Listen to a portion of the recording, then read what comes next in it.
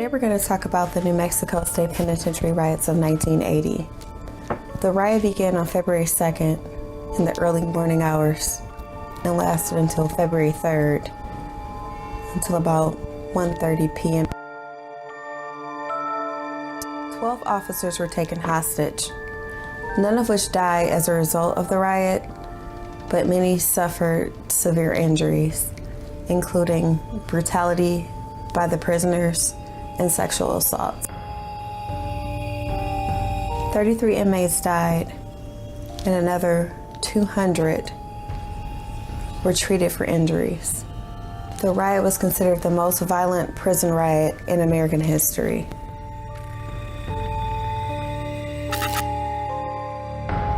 So why are we talking about this today? I'm of the opinion that when tragedies of this caliber happen, there's certain things that tend to linger. And I've done a little bit of research, and there are many accounts of people who have experienced things within the New Mexico State Penitentiary that are unexplainable. So today we're going to dive into a few interviews, and we're going to break down what could have possibly happened to cause the residue of souls that continue to linger in the New Mexico State Penitentiary. So sit back, relax, and enjoy.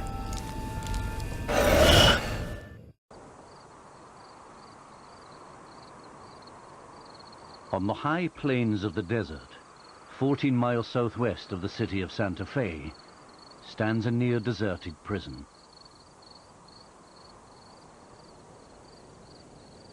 This is the Penitentiary, New Mexico, which in the course of a February weekend in 1980 was the scene of the most brutal riot in American prison history. All the forces of hell were unleashed, and it happened right there. Never seen that much rage, overt, touchable rage and hate.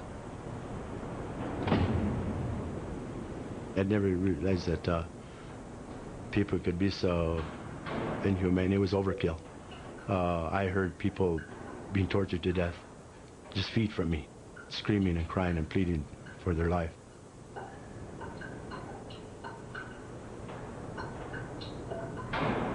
All it was about was respect. If you respected me, I respected you. I don't care what color clothes you were wearing. If you fucked with me, then you better come right.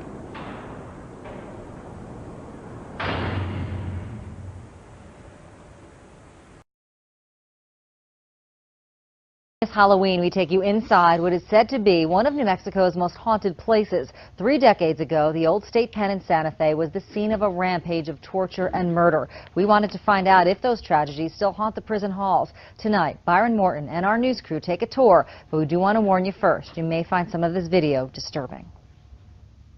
On February 2nd, 1980, New Mexico and the nation watched in horror as this prison turned from an organized correctional facility into a slaughterhouse of sheer terror. If you cooperate with officials, if you're an informant, if you're a snitch, you are in danger of your life.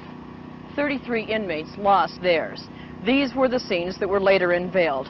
Blood everywhere, signs of systematic torture, indications of savage murders. The riot at the old New Mexico State Pen is one of the bloodiest in our nation's history. During the 2 days of terror, 8 prison guards were brutally assaulted, while a total of 33 inmates were murdered. Stories of torture, dismemberment, beheadings, and people being burned alive had New Mexicans shuddering. Today, the scene of the grisly crime sits vacant. But do the spirits of those tortured souls still haunt these halls?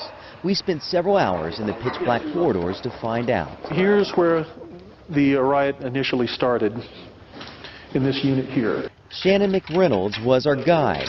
He worked at the prison for several years and now gives tours. Well, you're going to hear a lot of things. He brought us to cell block 4, where all the snitches stayed in protective custody.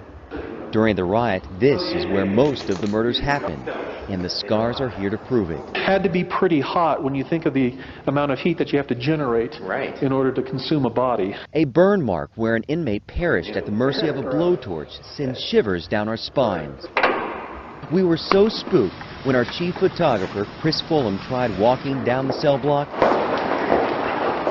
His nerves stopped him in his tracks.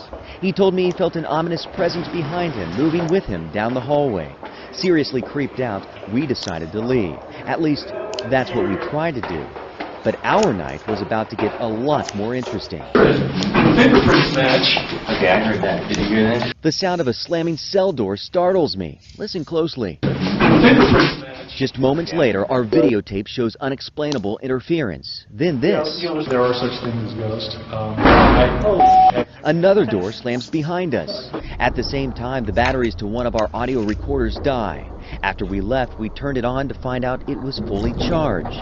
But let's go back to cell block 4. You remember where most of the murders happened during the riot? The informants locked themselves in their cells to escape from other inmates, but that didn't work. Their enraged attackers used blowtorches to cut the bars and drag the snitches to their deaths. I closed one of the cell doors. Luckily, I was on the outside because when I tried to open it, it was locked and couldn't be reopened.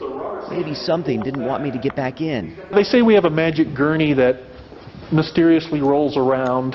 So even though you won't see inmates here anymore, it's definitely not a quiet place. And who's to say their spirits are gone? Reporting from the Old State Pen, Byron Morton, KOAT.